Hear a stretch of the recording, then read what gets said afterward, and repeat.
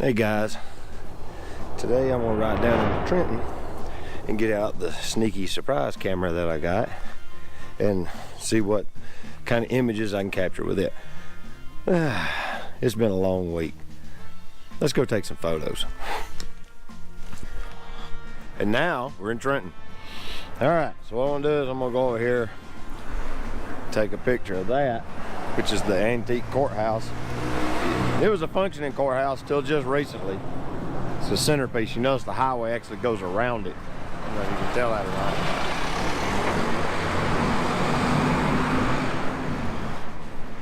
But this is pretty typical of town squares in the south, out in the rural areas. The courthouse will end up in the middle of the town road, and the road literally goes around it. So the square, as you can see, is all around it on both sides. Which that side over there is the Justice Center. That's the sheriff's office and jail, but that's new, relatively so. This is where they filmed the courthouse scene and the lights went out in Georgia back in the 70s. That building was actually in the scene. This courthouse, the old jail used to sit where that gazebo sits across the way, and it was used. Yeah, you can Google it and you can see the pictures of that little white building there and the courthouse and all this. It's kind of a neat little history piece. But yeah, I'm gonna see if I can't get some photos of this. One of the things you have to do when you're picking pictures like this is try to frame out that kind of garbage. And of course, I don't want this new kiosk in the frame. This is a later addition for no reason other than to add a door into the basement. I never understood why they did that, but whatever. It's now, since they've moved the courthouse down to a new building, they don't use this one anymore. It's become more of an archive. It was the, what do you call it? The clerk of the court's office, and what's the office where they keep all the deeds and all that crap, and whatever that person's name is. The DA's office was in there. All that happened here for the longest, and I'm seriously like within about 5 years ago. But then recently they decided to add all these new things. So here we are with a kiosk on this side.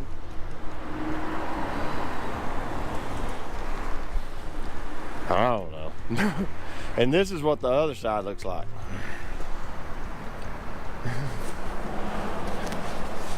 I honestly think there was supposed to be an elevator happen there and it never did. But I think I can actually hide that. If I shoot from this corner here, get over that way somewhere, about where that truck just pulled out maybe, I think I can actually get a shot of this and I can frame out 90% of that garbage.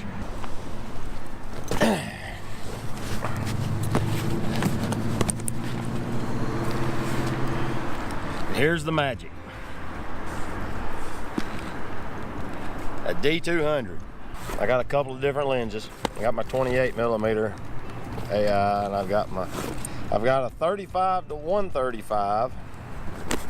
Then I got my 18 to 200 that I have with my D7000. Wow, where did those colors come from? Nobody was here 5 minutes ago.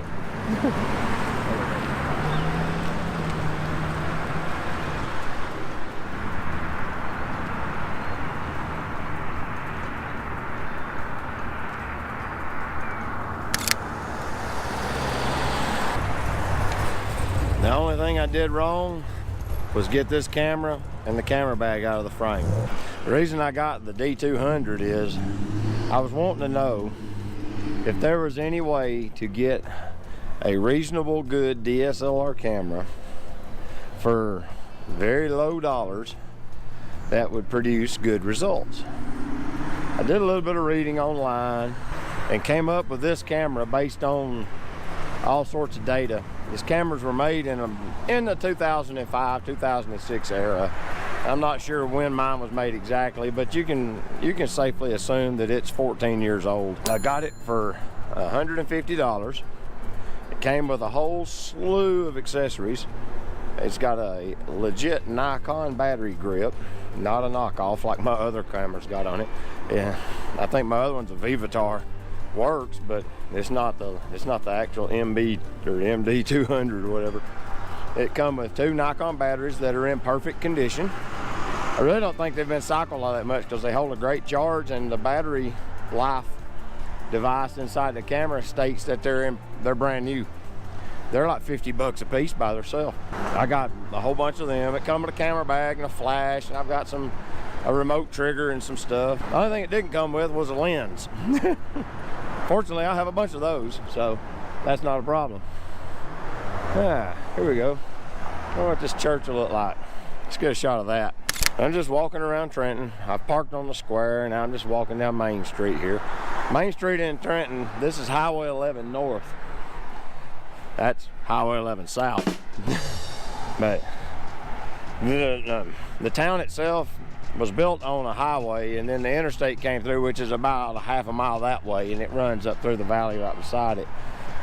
Of course, when that happened, everything that was based on highway travelers that was on this road died because the interstate went right around it all. Just trying to find interesting subject matter. Here's another church. I think I'll photograph this one. I believe this one is I think these are both the same church. Yeah, it's just they built a new building up on the hill. Yeah, the D200's got a magnesium alloy chassis. It's weather sealed. Of course, it's a DX sensor and it's not stabilized because it's a 2005 Nikon camera. Uses CF memory cards. It only has 1 card slot, but you know, back in the day they didn't think 2 was a big deal as it is now. But you know how it works. But it came with memory cards. But yeah, for $150, you just have to cherry pick them. Just go ahead and get something that's nicer. Don't get a cheaper one, but it's got more age on it, more, you know, the surface is beat up. A bunch of these cameras were second shooter cameras or backups. So they don't have like high shutter counts. I don't remember this one's shutter count, but it ain't many. The shutter is fairly loud though. That's something that's interesting. After shooting the D810 for a few years, this thing makes an incredible amount of noise when the shutter fires. But you know, it was 150 bucks. And that was shipped. It was free shipping. So I'm about to switch lenses and put on this 35 to 135. Let's see how that lens fares. The one thing I have noticed is this lens is aluminum. The other lens is mostly plastic. So this lens is significantly heavier, but it's closer to the vintage of this camera. That lens was a little newer. That's the VR2 series 18 to 200. These hundreds, basically, the 200 and the 300, 300S and the 500, they all have the screw drive focus motor in the body. So they'll drive these old AF screw drive lenses. And that gives me a whole new world of autofocus opportunities with this camera. Once again, for $150. Lady that lives in the apartments right there just asked me to take her portrait. This is it. She was just standing outside. I think she was just bored, but we chatted for a minute. She lives in the apartment. She's gonna move. It's interesting. People are real friendly around here. A lot friendlier than I used to think they was. But now I'm gonna get a shot of the old gas station here. It's been a mechanic garage for a long time. I think it's now a detail shop. And I'm gonna try to get a shot of the State Farm building that has the newspaper in it. As you know, newspapers are a thing of the past, and I'm surprised it's still here at all. You know, there's a few iconic little buildings along Main Street here. I just want to get a shot of them here and there. Maybe get a shot down Main Street or two. But this little 135 lens seems to take very good photos. So let's go further. Now I get it. School let out. That's where all these cars came from. All that being said, I think the budget rig's gonna run pretty good. I'm gonna play with it a little while. I think I'll shoot this for a month or so and see what it looks like. We're about to go on a big trip here in a few weeks. Probably won't take it on that. I probably am gonna take a camera that I know better, that has more functionality, has more of a D810-esque look to it. Either that or I'll take the Fuji. I ain't really decided yet. But I really like that D810 and that 2 to 500 Nikkor. I also bought that 500mm mirror lens to use with the Fuji. So I could probably play with it and get away with a lot. Anyway, this is David, the Georgia photographer. And if you've liked the video of my ramblings and walking around and just exploring a little bit of Trenton with the D200 and a 35 to 135 zoom lens, give me a thumbs up. You know, I I would do like camera conspiracies and give you some kind of bizarre reason to do a thumbs down, but dude, he has that sewed up. So anyway, until next time, this is David, the Georgia photographer, and I'll see you guys later. Y'all take care. Bye-bye.